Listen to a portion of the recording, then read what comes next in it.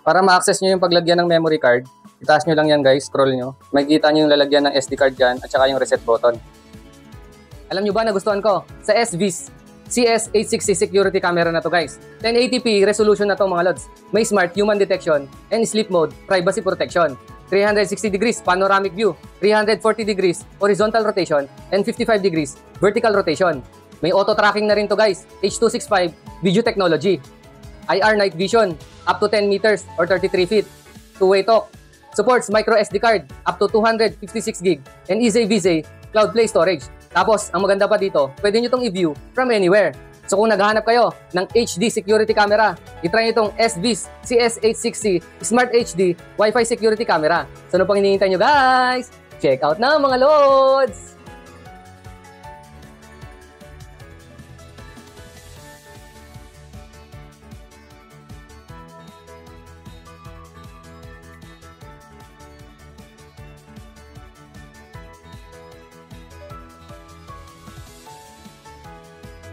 Tapos, eto na. Naka-plastic din yung unit natin, guys. Tatanggalin ko na yung plastic, mga lods.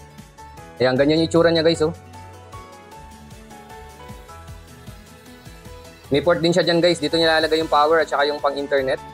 Tapos, may butas siya dito, guys. Labasan siguro ng init yan, tsaka audio. Tapos, eto yung pagmamountan natin, guys, ng base. Nagro-rotate din siya vertically. Tsaka horizontally, guys.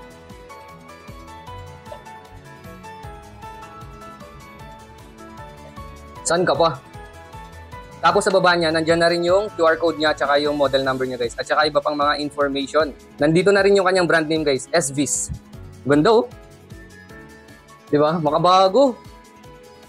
May logo din siya sa harap guys, SVIS. Ngayon naman, papaganahin natin ang SVIS CS860 security camera na to guys. Punta lang tayo sa Google Play tapos i-search natin yung SVIS app. Tapos itap natin yung install. Ayan, pag natapos nyo nang may download, magpapakita to guys. Select a region. Ayan, select natin yung Philippines. Tapos save. Ayan, gagawa na tayo ng account. Try natin tong sign in with Google. Ayan guys, magpapakita na to. Sign in with SVIS Life. Itap nyo lang yung continue, tapos itap nyo yung save. Tapos continue ulit. Ayan, enable biometric authentication. Enable natin. Tapos, eto guys, fingerprint. Yun, na-enable na. Tapos i-back nyo lang guys. Tapos itap nyo yung okay. Allow SVIS to send you notification. Allow. Ayan, tapos magpapakita na tong dashboard niya guys. So isasaksak na natin tong camera natin guys. Gamitin natin yung cord na kasama, saksak natin sa likod. At syempre yung adapter na kasama, ilagay natin yung USB dito guys, saksak natin. Tapos lagay natin sa power outlet. Hintayin natin mag-initialize. Ayan, umiikot na siya guys. Please use EasyViz app for device Wi-Fi configuration.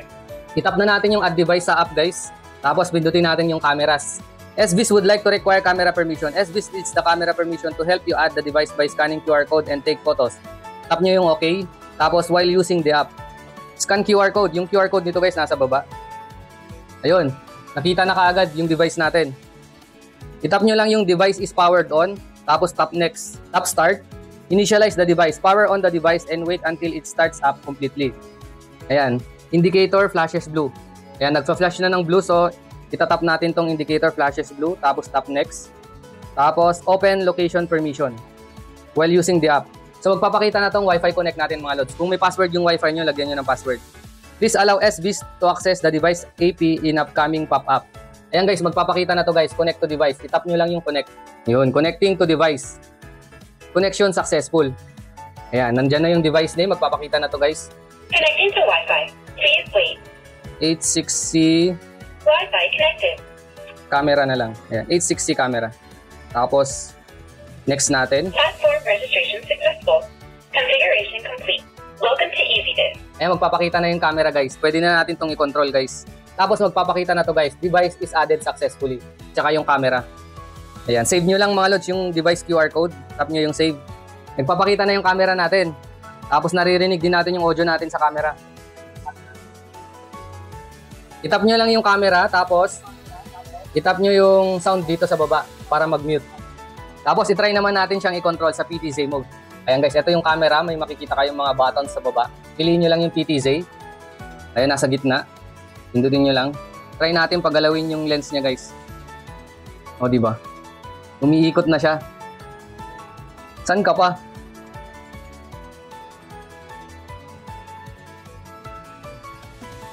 Tapos ang maganda dito guys, pwede nyo rin pagalawin vertically. O, di ba? San ka pa? Ayan guys, eto na yung nakukuha ng camera natin. Ayan, i-control lang natin guys. Nakita na yung studio lights natin. Pintuan. Tsaka yung backdrop natin guys. Okay, balik na natin. Yun yung studio light natin.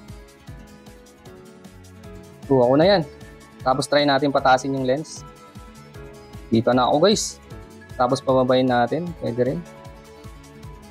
Tapos ikot ulit. Tapos piliin nyo itong maximize. Yun, malaki na siya guys. No, diba? Nakokontrol pa rin natin siya. Kasi nasa pan and tilt tayo guys. Ganda ng quality guys. Buhay na buhay. Grabe. Grabe talaga pag 1080 no.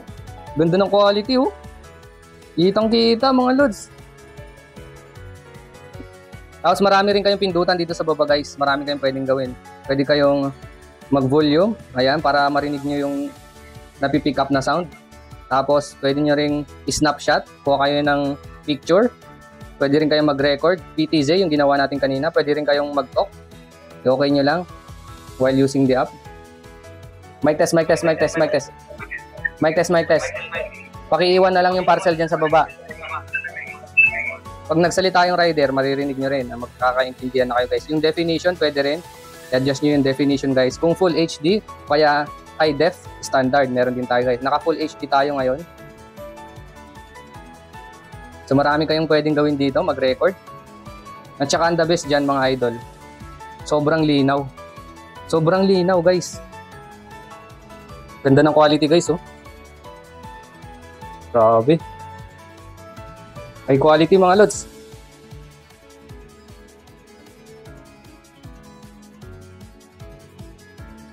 Unboxing na naman tayo mga lods.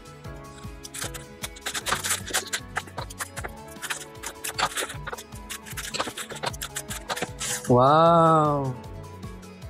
Ganda. Smart camera to guys. Naka-plastic na rin siya. Tanggalin ko lang yung plastic mga lods. SVIS, Smart Home Camera, creating easy smart homes. H6C, 1080p resolution. Motion detection, two-way talk. SVIS. Protect your home, protect your store, indoor installation. SVIS app available on App Store and Google Play. Tapos dito sa side niya, motion detection, abnormal changes in picture will trigger a warning. History playback. Support video storage by purchasing cloud storage services or installing micro SD local card. Support recording or motion detection events or 24/7 recording. Ayan, dito guys, makikita nyo na yung mga features niya. Motorized pan and tilt 360 visual coverage, motion detection, Wi-Fi 2.4G, two-way talk, night vision up to 33 feet, 10 meters. Grabe layo ah. View from anywhere, sleep mode, micro SD slot for local storage up to 256 gig. Secure cloud storage, optional to mga lods. The function is only available in certain country. Please verify the availability in your area before purchasing. The producer reserves the right or final explanation. Ayan, nakalagay na, wala na.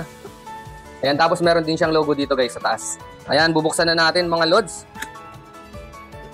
Ayan, syempre ang kanyang manual, nauuna lagi. Oh, andyan na rin yung kanyang QR code. Oops. Tsaka ito. Ayan, meron din siyang hard case dun guys sa baba. Ito muna, nakakarton.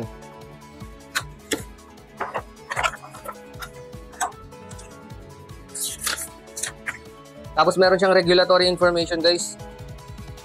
Adapter. Ceiling mounting drill template. May template din siya guys nakasama oh. Sticker. Tsaka yung mga tocks and screws natin pangkabit. At syempre yung USB cord natin guys. At saka yung mounting base natin guys. Dito natin ikakabit yung security camera.